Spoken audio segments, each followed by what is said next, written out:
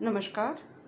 हम बीए तृतीय वर्ष के इतिहास विषय के प्रथम प्रश्न पत्र पर यानी आधुनिक भारत के इतिहास के बारे में बात करेंगे। प्रथम प्रश्न पत्र में हमारा जो पहला टॉपिक है वह है मुगल साम्राज्य के पतन के कारण। 18वीं सदी के पूर्वार्ध का काल मुगल साम्राज्य के पतन और विघटन का काल था। साम्राज्य की एकता और सुदृढ़ता को औरंगजेब के दीर्घकालीन एवं कठोर शासन के दौरान बहुत बड़ा धक्का लगा। औरंगजेब की मृत्यु के पश्चात आने वाले 52 वर्षों में 8 सम्राट दिल्ली के सिंहासन पर आसीन हुए।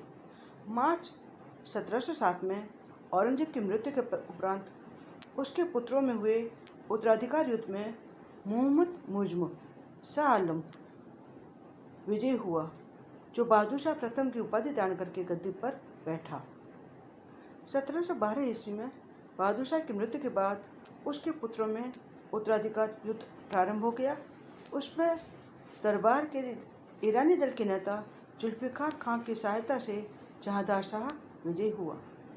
सम्राट ने जुल्फ़िकार खां को मंत्री नियुक्त कर दिया। जहांदार शाह का शासनकाल मार्च 1712 से फरवरी 1713 तक रहा। 10 माह के भीतर ही जहांदार शाह को उसके भतीजे फर्रुखसिंह ने सैयद बंधुओं की सहायता से चुनौती दी और 1 फरवरी 1713 को पराजित करके हत्या कर दी। फर्रुखसिंह, जिसने कि 1713 से 1719 तक ने शासन किया, उसने कृतज्ञतावश अब्दुल्ला खां को वजीर और हुसैन अली को मीर बख्शी नियुक्त कर दिया। लेकिन सम्राट ने शीघ्र ही सैयद बंधुओं की पकड़ से मुक्त होना चाहा और उनके विरुद्ध षड्यंत्र रचा। सैयद बंधुओं को षड्यंत्र की जानकारी हो गई और उन्होंने मराठा सैनिकों की सहायता से 28 अप्रैल 1719 को सम्राट का गला घोंट दिया। फर्रुखसिंह की मृत्यु के पश्चात सैयद बंधुओं ने शीघ्र अतिशीघ्र एक के बाद एक सम्राट दिल्ली के सिंहासन पर बिठाए। इस प्रकार रफ़ी-उद-दरजात 1719 में, फिर रफ़ी-उद-दौला 1719 में और फिर मुहम्मद शाह 1719 में राजगद्दी पर बैठा, जो 1748 तक राज्य करता रहा, सम्राट बना रहा। 1720 ईस्वी में सैयद बंधुओं में से हुसैन अली का तुरानी अमीरों के नेतृत्व में वध कर दिया गया और अब्दुल्ला खां को बंदी बना लिया गया। इसी मुहम्मद शाह के राज्यकाल में सादत खान ने अवध में और मुर्शिद कुली खान ने बंगाल, बिहार और उड़ीसा प्रांतों में लगभग स्वतंत्र राज्य स्थापित कर लिए तथा निजामुल मुल्क ने दक्षिण में एक स्वतंत्र राज्य बना लिया। मार्च 1737 ईस्वी में बाजीराव प्रथम ने दिल्ली पर आक्रमण कर दिया।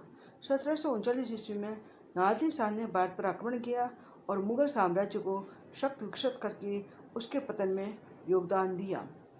मुहम्मद शाह के बाद के सम्राट अहमद शाह और आलमगीर द्वितीय अपनी अत्यधिक दुर्बलता के कारण इस पतन को रोकने में असमर्थ रहे। 1748 ईस्वी से 1759 ईस्वी के बीच उत्तर पश्चिम की ओर से अहमद शाह अब्दाली ने 5 बार आक्रमण किए। साम्राज्य की विचिन्नता के इस दौर में पंजाबी पठानों ने और मालवा और बुंदेलखंड मराठों ने छीन लिए तथा अन्य स्थानों पर भी आक्रमण किए। शाह आलम द्वितीय और उसके उत्तराधिकारी नितांत अक्षम सम्राट थे और अपनी समकालीन शक्तियों अर्थात अपने अमीरों, मराठों अथवा अंग्रेजों के हाथ की कठपुतलियां ही थे।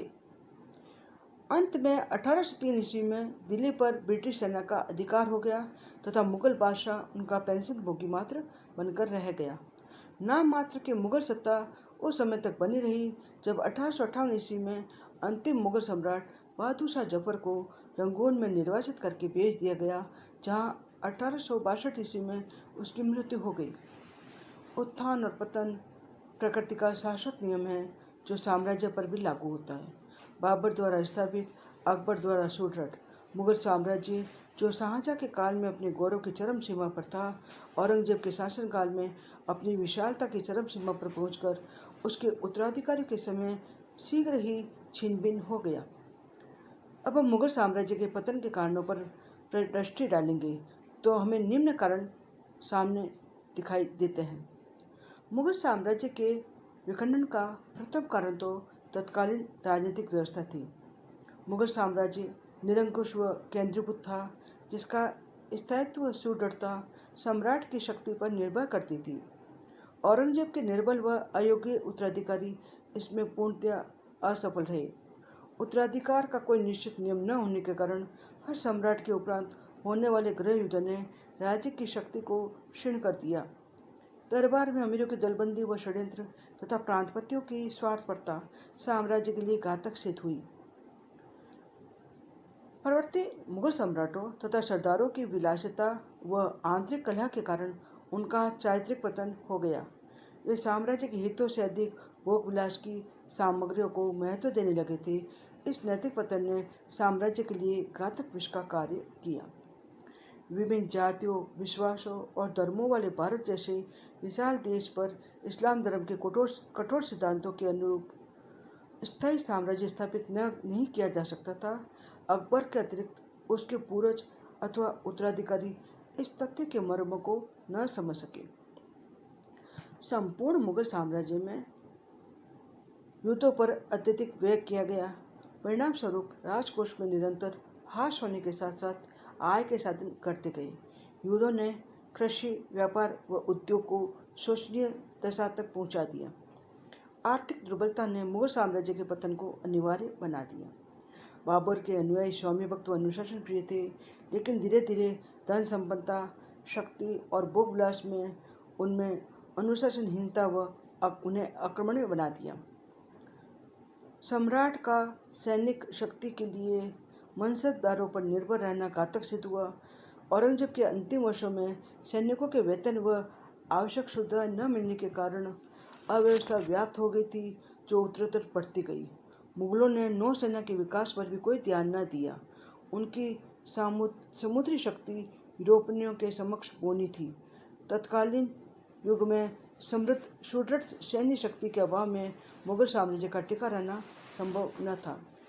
जब मुगल साम्राज्य अव्यवस्था, कलह, षड्यंत्र, दिवालियेपन आदि के कारण अपने अंतिम दिन गिन रहा था, तो नादिर शाह ने 1739 ईस्वी के आक्रमण से न केवल राजधानी की संपत्ति ही लूटी, बल्कि मुगल राजमुकुट की प्रतिष्ठा का भी अपहरण कर लिया।